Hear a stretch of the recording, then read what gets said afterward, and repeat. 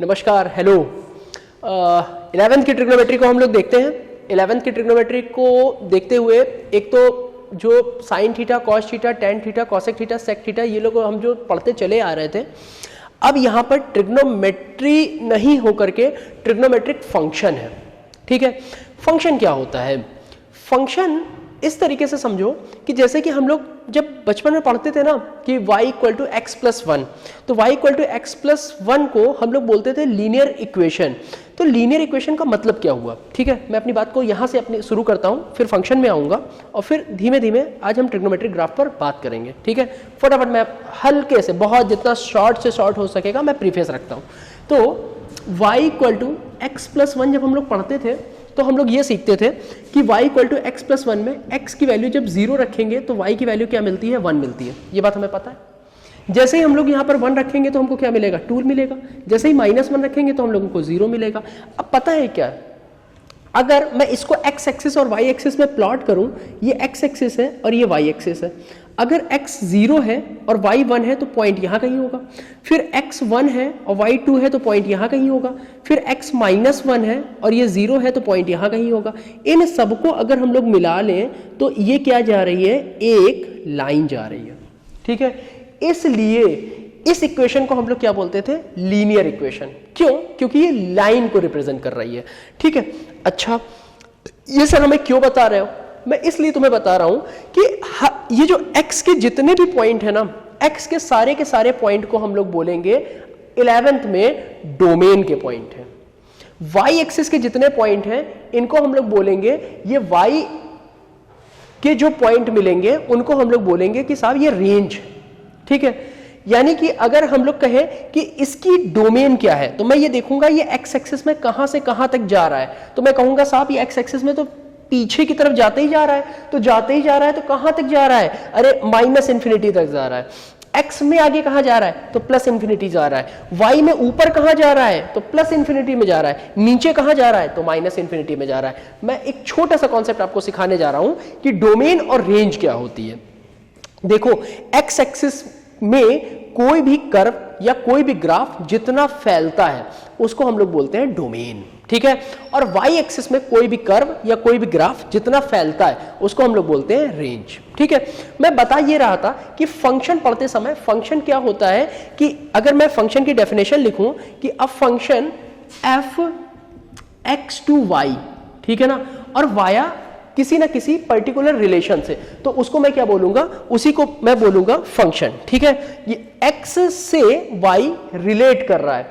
कैसे रिलेट कर रहा है? किसी ना किसी रूल के तहत। और वो रूल क्या है? जैसे सपोज ये ले लो y equal to x plus one, ठीक है ना, तो ये x टू y है, मतलब ये सारे के सारे पॉइंट, यानी कि x की मैं वैल्यू रख रहा हूं तभी तो मुझे y मिल रहा है ना। और वो रूल क्या है कि अगर x प्लस वन, वो रूल है कि x की वैल्यू मैं 0 रखता हूं तो y मुझे 1 मिल रहा है, x की वैल्यू मैं 1 रखता हूं तो y मुझे 2 मिल रहा है, x की वैल्यू मैं -1 रखता हूं तो y मुझे 0 मिल रहा है। यानी कि x की अलग अलग वैल्यू के लिए मुझे y भी अलग अलग मिल रहा है। तो वो जो रूल है वो ये रूल है। तो इसी रूल को मैं क्या बोलूंगा? फंक्शन बोलूंगा। मेरी बात ध्यान में आ रही?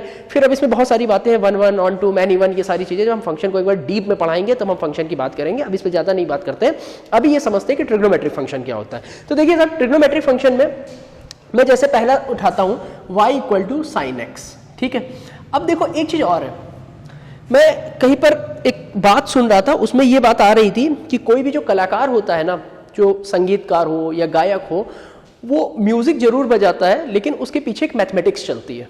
ठीक है, वो मैथमेटिक्स कैसे चलती है अगर हम लोग इसको थोड़ी देर के लिए समझने की कोशिश करें, जैसे कि कोई गाना सुनकर के तुम्हें हंसी आ जाती है और कोई भी गाना सुनकर के तुम्हें दुख हो जाता है। ठीक है, वो गाना जैसे ए मेरे वतन के लोगों को हम लोग सुनते हैं ना, जरा आंख में भर लो पानी, एकदम से आंख से आंसू आ जाते हैं। वो आंख से आंसू आते जरूर हैं, लेकिन जो म्यूजिशियन म्यूजिक बजा रहा होता है ना, वो इस तरीके से उसके दिमाग में एक मैथमेटिक्स चल रही होती है। वो मैथमेटिक्स जो चल रही होती है ना, हारमोनियम वही है, तबला वही है, ढोलक वही है, वो स्वर को थोड़ा सा ऊपर नीचे करता है, तुम दुखी हो जाते हो, वो स्वर को थोड़ा सा ऊपर नीचे करता है, तुम प्रसन्न हो जाते हो।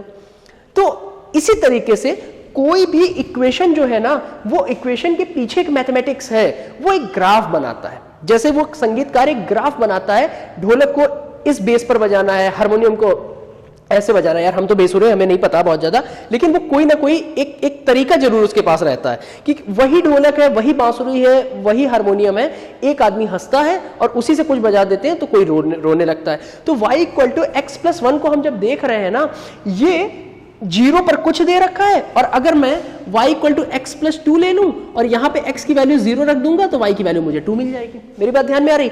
यहां 0 पर 1 दे रहा है और यहां 0 पर 2 दे रहा है, ठीक है। तो ये जितने, और इसी को अगर हम लोग देखें, इसी को अगर x एक्सिस y एक्सिस में प्लॉट करेंगे तो बनेगी तो लाइन ही, लेकिन लाइन का नेचर थोड़ा बदल जाएगा, इससे ऊपर होगी या नीचे होगी, जो भी होगा वो तो देख सकते हैं बाद में। मेरी बात ध्यान में आ रही है? तो कोई भी जो फंक्शन है वो x एक्सिस और y एक्सिस में प्लॉट किया जा सकता है, उसकी चित्रकारी उसकी की जा सकती है। अब हम लोग इन्हीं फंक्शनों की चित्रकारी करना आज के वीडियो में सीखेंगे, ठीक है। चलते हैं। अब देखिए साहब, y = sin x का ग्राफ है। अब हम लोगों को पता है x की वैल्यू जैसे ही 0 डिग्री रख देंगे तो y की वैल्यू भी 0 मिल जाएगी। यहां 30 डिग्री रख देंगे तो हमको 1/2 मिलेगा। यहां जैसे ही 45 डिग्री रख देंगे तो हमको कितना मिलेगा? 1/√2 मिलेगा।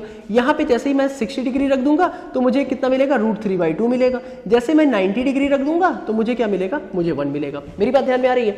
अच्छा, अगर 0 degree, 30 degree, 45 degree, 60 degree, 90 degree पर सब जगह पर वैल्यू अलग अलग अलग मुझे मिल रही है, क्या इनको x एक्सिस और y एक्सिस में प्लॉट किया जा सकता है? अब देखो, डिग्री को मैं थोड़ी देर के लिए यहाँ पे रेडियन में लिखता हूँ, ठीक है ना। तो जैसे ही मैं 30 डिग्री को क्या लिख सकता हूँ? 30 डिग्री को मैं लिखूंगा π/6, 45 डिग्री को मैं लिखूंगा π/4, ठीक है ना, और 60 डिग्री को मैं लिखूंगा π/3, और मैं 90 डिग्री को लिखूंगा π/2, ठीक है ना, π/2, ठीक है। अब देखिए मैंने किया क्या, मैंने वापस से ये x एक्सिस है और ये y एक्सिस है मैंने बनाई। जैसे मैंने x एक्सिस और y एक्सिस बनाई, ठीक है, तो हुआ क्या, 0 डिग्री हो गया, ये सपोज 0 है या रेडियन है, जो भी इसको बोलो, ठीक है ना। फिर उसके बाद मुझे क्या मिला? कहीं पर π/6 मिलेगा, ठीक है। फिर मुझे कहीं पर π/4 मिलेगा, ठीक है। फिर मुझे कहीं पर π/2 मिलेगा, ठीक है। 0 से π/2 करेक्ट है, ठीक है। अब देखना, हर जगह पर वैल्यू अलग अलग मिल रही है, और आगे मैं चलूंगा तो π/2 के बाद मुझे फिर कुछ मिलेगा। आगे बढ़ेंगे तो मैं अब जल्दी जल्दी लिखूं थोड़ा, तो मुझे यहाँ पर क्या मिलेगा? कहीं पर मुझे पाई मिल जाएगा, ठीक है। अच्छा, इसी तरीके से जब हम और आगे बढ़ेंगे तो मुझे यहाँ कहीं पे मान के चलो, और मैं इसको थोड़ा सा खींच के बना लूँ, तो जैसे ही मैंने पाई लिखा और आगे मैं बढ़ाऊँ, ये x एक्सिस है, ये पाई हो गया, मुझे 2π मिलेगा, फिर अगेन मुझे कहीं 3π मिलेगा, ठीक है। इसी काम को मैं पीछे की तरफ बढ़ा रहा हूँ, तो जब इसी चीज को मैं पीछे की तरफ बढ़ाऊंगा तो ये कितना हो जाएगा? मुझे पाई से, मान लो मैंने -π/2 लिया, ठीक है ना, छोटे छोटे को क्या ही बनाना, फिर मैंने माइनस का पाई लिया, फिर और मैं आगे इसको एक्सटेंड करूं तो मुझे क्या मिलेगा? -2π मिलेगा, ठीक है। अब जरा देखिए, ये मेरा हो जाएगा y एक्सिस और ये हो जाएगा नेगेटिव y एक्सिस, ठीक है। अब देखो साहब, ये है मेरा, यहां पर मेरा कहीं है, यहां पर है मेरा 1, क्योंकि मैक्सिमम वैल्यू क्या दे रखी है? 1 दे रखी है, ठीक है। तो मैं इसको किस तरीके से मिलाऊंगा? अब देखो, इसके बाद तो ये 1 से सारी छोटी है, √3/2 भी 1 से छोटा है, 1/√2 भी 1 से छोटा है, और 1/2 तो दुनिया जानती है ये तो 0.5 होता है, कितना ही छोटा है।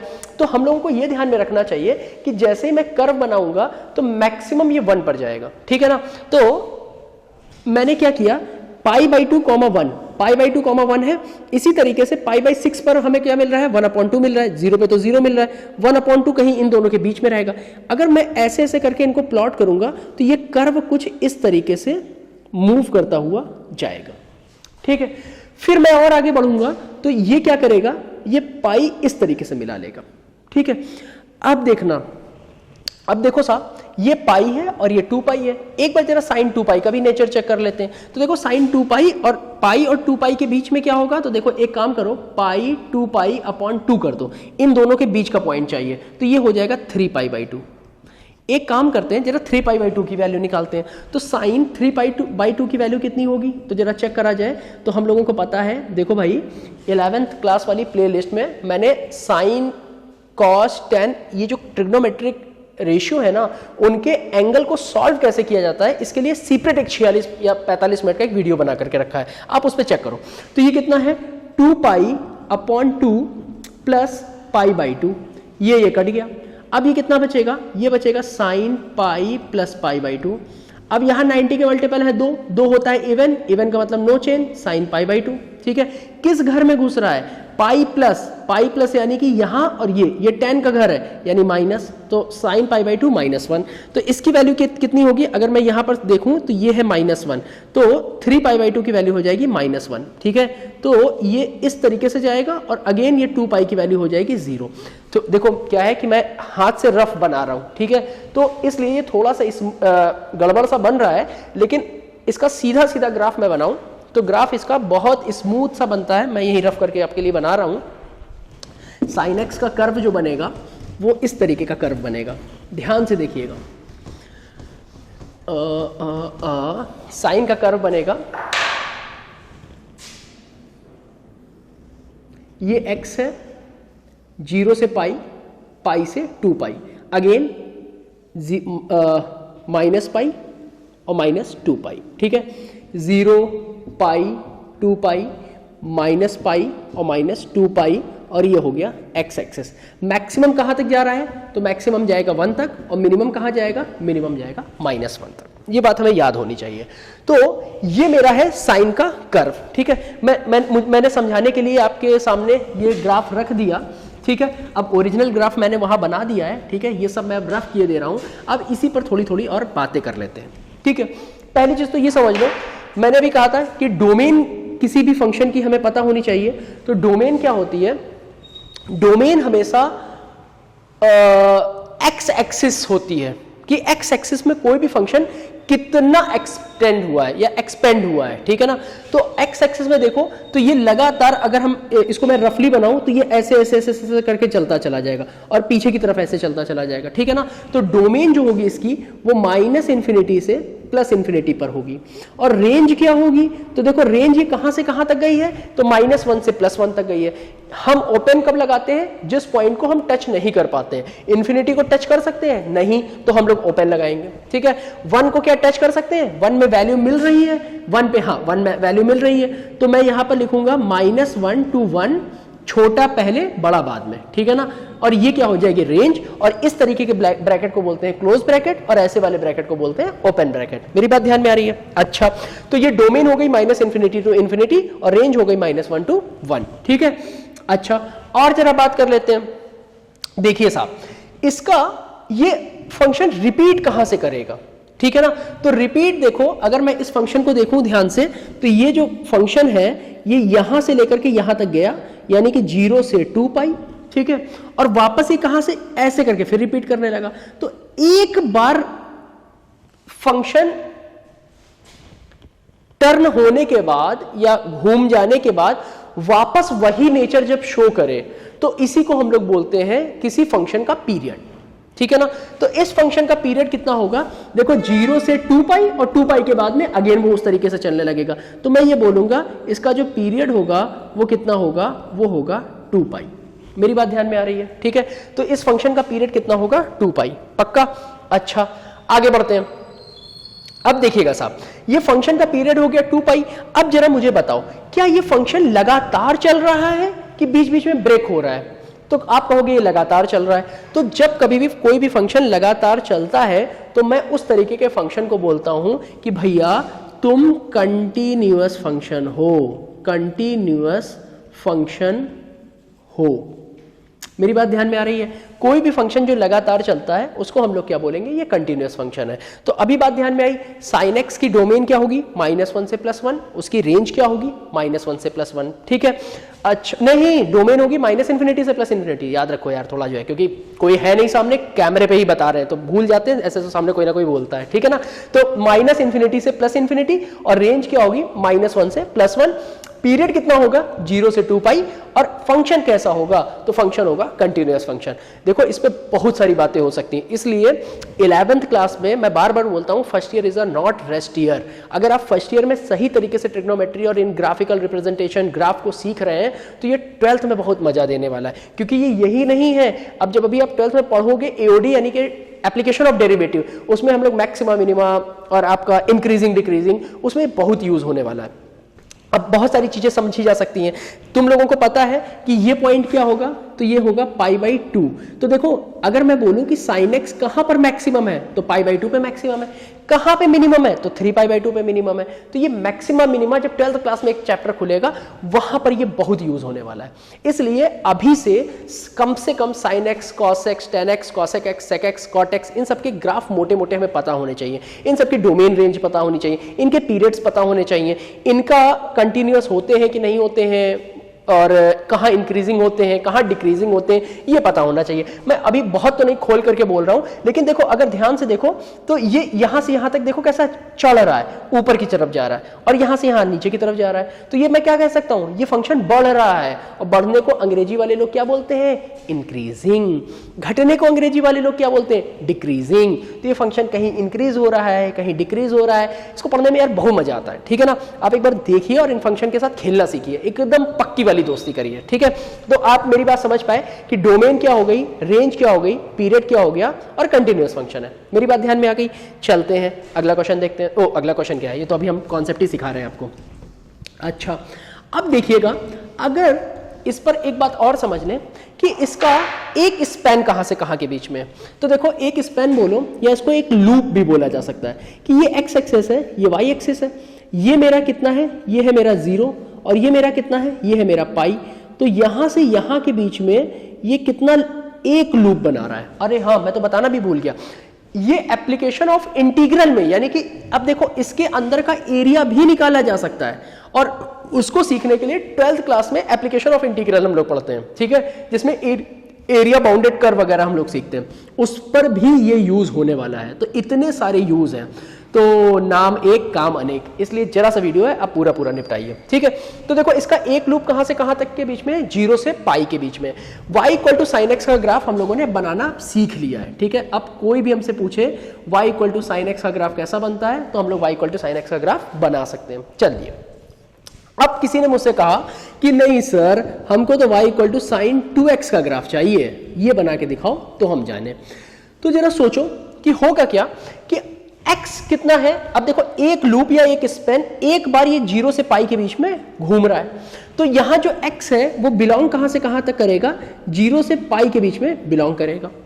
अब मुझे तो चाहिए 2x, तो जो 2x होगा वो भी तो 0 से पाई के बीच में बिलोंग करेगा, क्योंकि ये x कहां, एक इसका स्पेन कितना है 0 से पाई, तो जो 2x होगा उसका भी तो एक स्पेन होगा ना 0 से पाई, ठीक है। तो x कितना होगा, तो x होगा 0 से पाई बाई 2, यानी कि इसमें ये एक कर्व लेगा, यानी एक बार ये लूप बनाएगा। तो एक लूप के लिए हम लोग क्या करेंगे, अब देखना जरा ध्यान से, ये 0 है, ये पाई बाई 2 है, ये पाई है, ठीक है। तो अब देखो एक लूप लिया तो एक लूप का मतलब ये, और फिर दूसरा लूप लिया तो ये, ठीक है। थोड़ा बड़ा छोटा बन रहा है यार, उसको देखना, क्योंकि मैं हाथ से ही बना रहा हूं, ठीक है, कोई मेरे पास फिक्स स्केल नहीं है। मेरे बात क्या हुई, मैं सिखा आपको ये रहा हूं कि ओरिजिनल ग्राफ साइन एक्स का क्या था, ओरिजिनल ग्राफ तो था 0 फिर पाई और फिर 2 पाई, यानी 0 से पाई और फिर पाई से 2 पाई। मेरी बात ध्यान में आ रही है। और अभी कितना हुआ, जब मैंने पाई बाई 2 किया, अब देखो जब साइन एक्स मैं बना रहा था तो एक लूप बन रहा था 0 से पाई, और अभी जब साइन 2x मैंने बनाया तो इसमें क्या हुआ, 0 से पाई बाई 2 और फिर पाई। यानी कि क्या सीखा, जब एंगल में कुछ मल्टीप्लाई हो जाता है तो ग्राफ जो होता है वो श्रिंक कर जाता है। बहुत ध्यान से समझो, अभी क्या है, ये ग्राफ पूरा पूरा ऐसे बन रहा है, और जब मैंने यहां पे 2x लगा दिया तो ग्राफ जो है मेरा वो क्या हो गया, श्रिंक कर गया। बात ध्यान में आ रही है। अच्छा अब एक काम मैं और करता हूं, तो अब देखना, अब यानी कि क्या हुआ कि जहां पर एक पीरियड बन रहा था मेरा, अब वही पीरियड मेरा घट गया, और इसके बाद फिर यहां पर क्या होगा, ये मान लो मेरा हो गया कुछ एक 3 पाई बाई 2, तो ये कर्व लेता हुआ ऐसा करके कुछ आ जाएगा। गंदगी फैला दी है, कुछ भी आपको समझ में नहीं आ रहा होगा, लेकिन फिर भी आप कोशिश करिए समझने में कि 2x में क्या होगा, ग्राफ श्रिंक कर जाता है, छोटा हो जाता है, जब एंगल में कुछ मल्टीप्लाई होता है, ठीक है। अब फटाफट इसको नोट कर लो, मैं इसको रफ करके x बाई 2 पर काम करता हूं। तो जैसे ही मैं x बाई 2 का यहां पर ग्राफ बनाऊंगा तो देखना ध्यान से, 2x की जगह पर मैं लिख रहा हूं x बाई 2, ठीक है। तो मैंने लिखा साइन x/2, ठीक है। अब वापस से x/2 भी का भी जो लूप होगा वो तो 0 से पाई के बीच में ही रहेगा, तो जो x का लूप होगा वो कितना होगा, 0 से 2 पाई के बीच में होगा। अब जरा सोचो, अब कितना होगा, एक लूप, अभी sin x का लूप कितना था, 0 से पाई के बीच में है, अभी ये 0 है, ये पाई है और ये 2 पाई है, ठीक है। यानी एक लूप ऐसे करके बढ़ेगा। सोचो जरा, अभी क्या हो रहा था, अभी हो रहा था 0 से पाई और पाई से 2 पाई, ठीक है। और अब कितना हो रहा है, 0 से 2 पाई। मैं सिखा क्या रहा था, मैं सिखा ये रहा हूं कि जब कभी भी एंगल में कुछ डिवाइड हो जाता है, एंगल में जब कभी भी कुछ डिवाइड हो जाता है, ग्राफ फैल जाता है, खिंच जाता है, ठीक है। और एंगल में जब कुछ मल्टीप्लाई हो जाता है तो ग्राफ श्रिंक हो जाता है। तो मैंने दोनों एग्जांपल लिए, एक तो sin 2x का लिया और एक sin x/2 का लिया, ठीक है। अब अगर आप चाहो तो अगर तीनों को एक ही में बनाना चाहो, मैं यहीं पे बनाने की कोशिश करूंगा। ये ग्राफ किसका है, तो मैं कह सकता हूं ये ग्राफ है sin x का, और ये ग्राफ किसका है, ये है sin 2x का। और अगर मुझसे कोई कहे कि नहीं मुझे तो ये sin 2x का है, नहीं ये sin x/2 का है, ये sin x/2 का है। और अगर मुझसे कोई कहे कि नहीं मुझे तो किसका चाहिए, मुझे तो sin 2x का चाहिए, तो sin 2x का कितना हो जाएगा, 2x को भी मैंने बताया तो था कि 0 से पाई लिखेंगे और फिर x को क्या लिखेंगे, 0 से पाई/2 लिखेंगे, तो एक लूप 0 से पाई/2 में जाएगा, तो ये पाई/2 से पाई। तो ये जो ग्राफ होगा, ये ग्राफ किसका होगा, y = sin x/2 नहीं, sin 2x का ग्राफ होगा, ठीक है। ये तीनों ग्राफ हमें पता होने चाहिए, इनकी डोमेन पता होनी चाहिए, इनकी रेंज पता होनी चाहिए, कंटिन्यूअस होते हैं कि नहीं होते हैं हमको ये पता होना चाहिए, ठीक है। पीरियड इनके पता होने चाहिए, ठीक है। उसके बाद हमें और भी बहुत सारी चीजें इसमें मिल सकती हैं। अब क्या क्या मिल सकती हैं, सोचो जरा। अब सोचो sin पाई की वैल्यू क्या है, तो साहब sin पाई की वैल्यू 0 है, sin 2 पाई की वैल्यू क्या है, 0 है। अब क्या मैं इसी चीज को आगे बढ़ाता जाऊं, अब देखो मैं धीमे धीमे थोड़ा सा इसी ग्राफ पर और भी बातें करूंगा, ठीक है ना। अगर मैं इसी पर ही और बात करूं तो y = अगर कोई मुझसे कहे sin 17 पाई कितना होगा, तो देखो साहब क्या होगा। अब देखो 0 से पाई, पाई से 2 पाई, 3 पाई, फिर 4 पाई, फिर 5 पाई, यानी कि मतलब कितना हो गया, पाई, 2 पाई, 3 पाई, 4 पाई, 5 पाई और dot dot dot dot dot 17 पाई, यानी नीचे नीचे ऊपर नीचे ऊपर नीचे। तो 17 पाई आएगा कहाँ, 17 पाई तो x एक्सिस में ही आएगा, और यानी कि x एक्सिस में 17 पाई आएगा, तो इसकी वैल्यू क्या होगी, 0। बात खत्म। क्या तुम मुझे sin 2022 पाई की वैल्यू बता सकते हो, सोचो क्या होगी sin 2022 पाई, सोच के बताना, मुझे आंसर देना, ठीक है। तो इस तरीके से जब चल रहा है, इसका मतलब मैं कह सकता हूं कि जितने भी नेचुरल पाई हैं उसमें हमारी साइन की वैल्यू क्या होगी, तो साइन की वैल्यू 0 होगी, ठीक है। अच्छा, अब जरा सोचो कि अभी तो मैंने ये देख लिया कि हमारा साइन y = sin x है, हमने डोमेन रेंज निकाल ली। अभी y = अब अगर मेरे पास 2 sin x आता तो पता है क्या होता, sin x तो एज इट इज है, ये sin x है और ये ऊपर कितना गया है, +1, और ये नीचे कितना गया है, तो नीचे गया है -1, ठीक है। अब अगर मैंने इसमें 2 का मल्टीप्लाई करा दिया तो पता है क्या होगा, ये खिंच जाएगा ऊपर नीचे। तो ऊपर भी कितना खींचेगा, 2, और नीचे भी कितना खींचेगा, 2। तो अभी जो sin x का ग्राफ होगा वो कैसा होगा, तो मैं यहां कहीं पर होगा 2, तो मैं ये ऐसे करके बनाऊंगा, ये देखो 2 और ये नीचे गया और यहां पर भी आएगा 2, तो मैं कह सकता हूं ये होगा मेरा -2, ठीक है। तो कोई मुझसे कहे 2 sin x का डोमेन क्या होगा, तो 2 sin x का जो डोमेन होगा वो मैं कह सकता हूं -∞ to ∞ होगा, बट रेंज क्या होगी, तो रेंज होगी -2 to 2। मेरी बात ध्यान में आ रही है, तो डोमेन हो गई -∞ से ∞, और रेंज क्या हो गई -2 to 2। अब 3 sin x होता तो मैं क्या कर देता, मैं इसको लिख देता कि साहब ये 3 ऊपर है और 3 नीचे है, ठीक है। इसी पे एक वेरिएशन में एक छोटा सा और दिखाता हूं, कोशिश करेंगे कि आप लोगों को समझ में आएगा।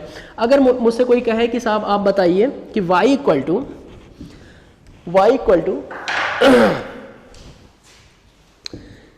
2 sin x + 1, मुझे इसकी डोमेन और रेंज बतानी है।